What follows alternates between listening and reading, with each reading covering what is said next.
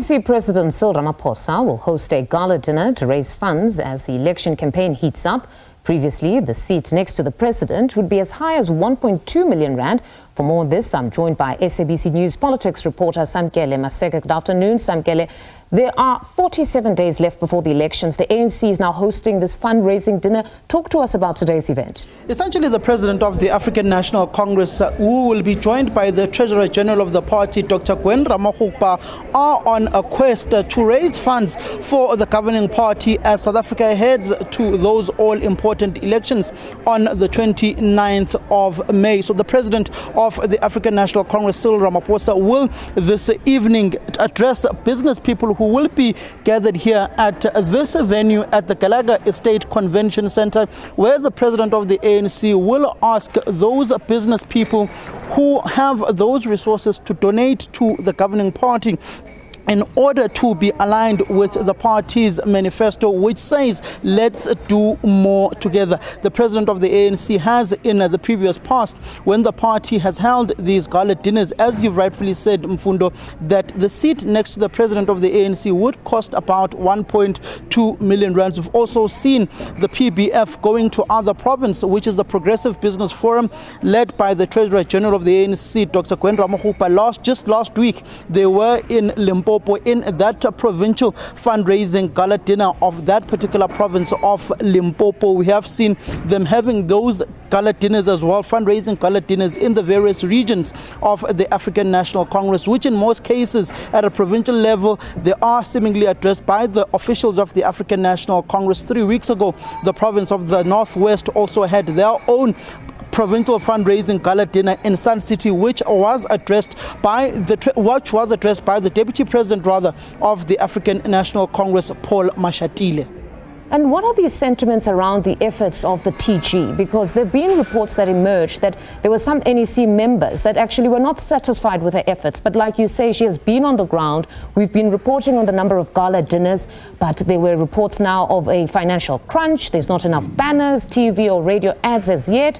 What is the sentiment around her efforts? There is a sense that the African National Congress isn't doing as good financially in previous years, like when Matthews Posa was still the Treasurer General of the ANC, like when the late struggle stalwart Babmendi Msimang was still the Treasurer General of the African National Congress.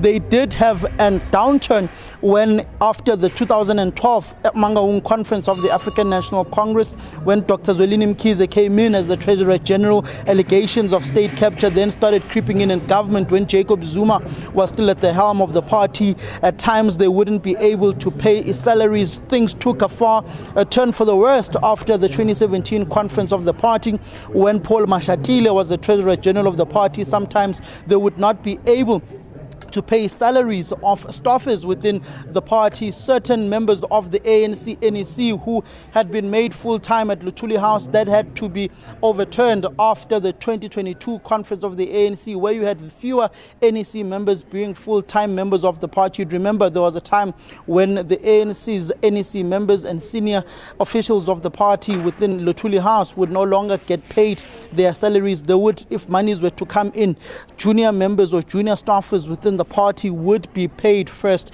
But since that Cyril Ramaphosa take over as the Treasurer General of the ANC, Dr. Cyril Ramaphosa has been able to pay salaries of the party on a monthly basis. It may not be on the 25th on payday, but it would definitely be before the 30th of the month, or whenever the month ends, the ANC would have paid their salaries. When it comes to the issues of campaigns and campaign posters, they've not been able to have those particular posters in the quantum of numbers that we usually see the ANC having those posters across the country. I've seen a number of them across Gauteng, across provinces of KwaZulu-Natal and Limpopo, which are some of the few provinces that have been within the past 2 months since the election season was declared within the country. But their campaign has been largely focused on going person to person, door to door, speaking to the people. As you've seen, the officials of the party and ANC, NEC members, regions, provinces having those particular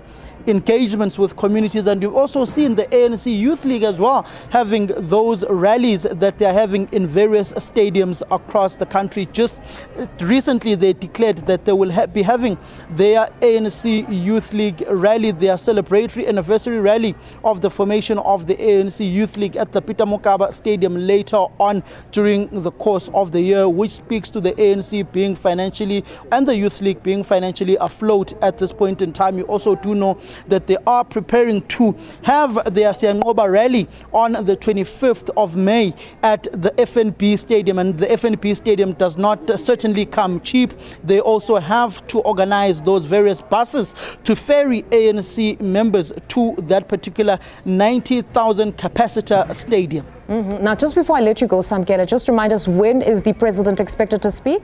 The president of the African National Congress is expected to speak at about 8 o'clock this evening, where he will be addressing those business people whom they call good Samaritans, or who have a little bit of resources that they can donate to the governing party as they try and garner up resources to pay for their Siyanqoba rally and also to pay for their election campaign.